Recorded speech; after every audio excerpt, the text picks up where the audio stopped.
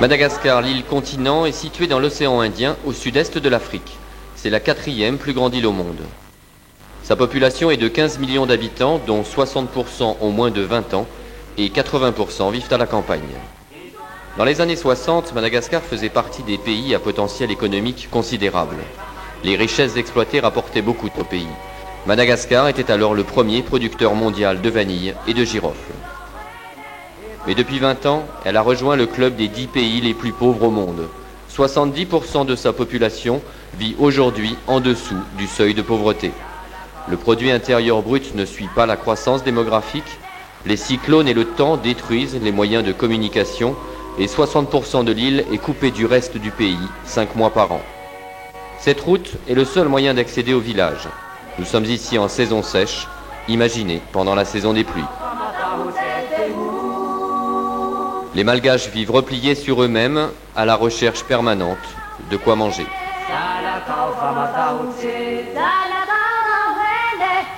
Traversée par le tropique du Capricorne, Madagascar a un climat de type tropical humide. La région qui nous intéresse est le sud-est, et plus particulièrement la région de Manakar. Manakar possède un port équipé pour le traitement des produits d'exportation. Un chenal aménagé permet le transport des sacs par barge vers les navires gros porteurs qui attendent au large. Et un aéroport qui, pour l'anecdote, fait partie des 2 seuls aéroports au monde à avoir une piste traversée par une voie de chemin de fer.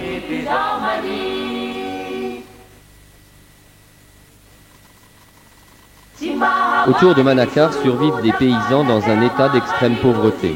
Ils dépendent totalement d'un seul acheteur pour leurs produits. C'est lui qui fixe les prix, c'est toujours lui qui leur fournit les produits de première nécessité, comme le riz, le sel, le sucre, le savon, le pétrole ou les allumettes. L'endettement étrangle les paysans et les rend esclaves d'un système dont ils ne peuvent sortir qu'en vendant leurs terres à un prix dérisoire. Ils en sont réduits à planter des bananiers au milieu du café pour assurer le quotidien, même si les bananes sont achetées 250 francs le kilo et revendues à Tana 1300 francs, alors que le transport ne coûte que 150 francs. D'autres encore tentent leur chance du côté du métal jaune et passent des journées entières à grelotter dans l'eau pour quelques paillettes d'or.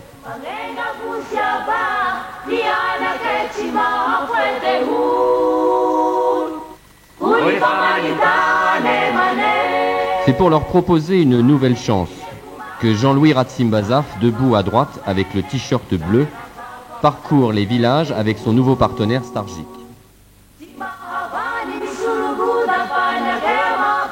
Il est président du CRAM, le cercle régional des agriculteurs malgaches, qui travaille à l'amélioration des conditions de vie des paysans. C'est une organisation non gouvernementale et non un syndicat, affiliée au niveau national au CAM, le cercle des agriculteurs malgaches. Le CAM est affilié à un syndicat français d'agriculteurs, la FDI, soutenu par la coopération française à Madagascar.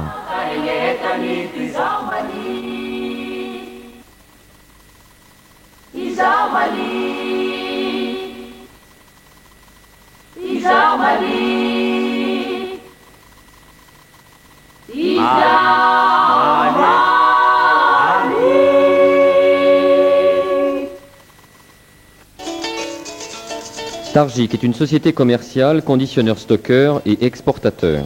Dans l'organisation que nous allons vous décrire, Stargic fait office de bailleur de fonds dans la mise en place de la structure et dans la fourniture des PPN. Elle garantit aussi l'achat des produits de qualité.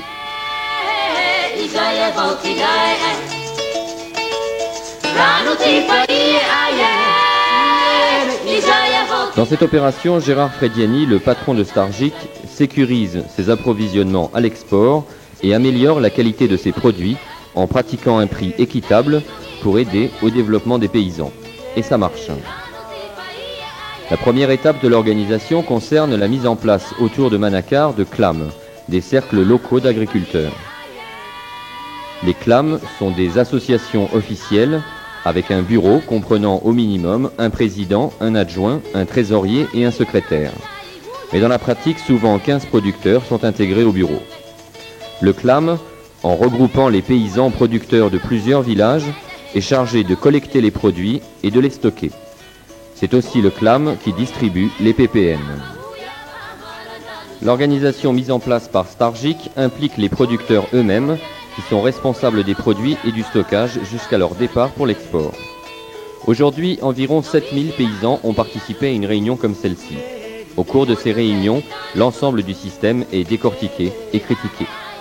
Ici, c'est le représentant de plusieurs associations de paysans qui vient au tableau exposer ses critiques. Il sortira de la réunion convaincu.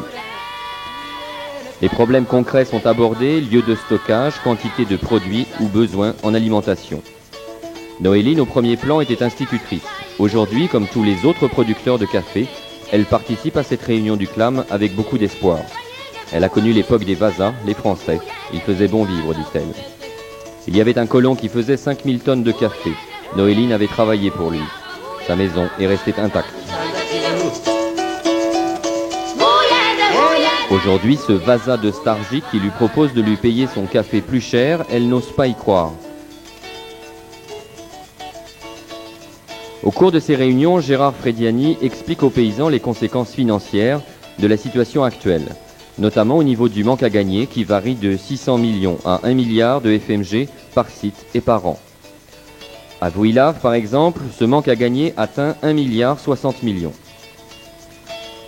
En appliquant un différentiel de 2000 FMG par kilo de café par rapport au cours mondial, Stargic rétablit l'équilibre de l'échange avec les paysans.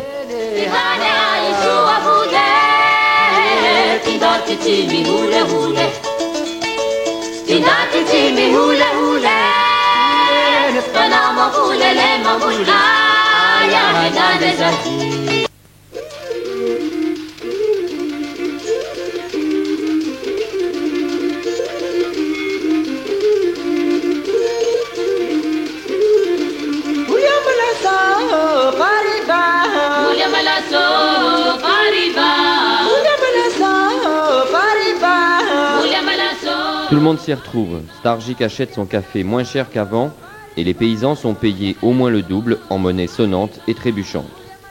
Car il faut savoir aussi qu'aujourd'hui, les paysans et donc leur village ne voient jamais d'argent. Entre deux récoltes de riz, les paysans sont obligés d'emprunter aux collecteurs de quoi manger. Et au moment de la collecte du café, ils doivent rembourser. Soit en numéraire avec des taux d'intérêt de 300%, mais le plus souvent c'est le troc qui se pratique. Le paysan emprunte 1 kg de riz et rembourse 2 kg de riz, donc 4 kg de café.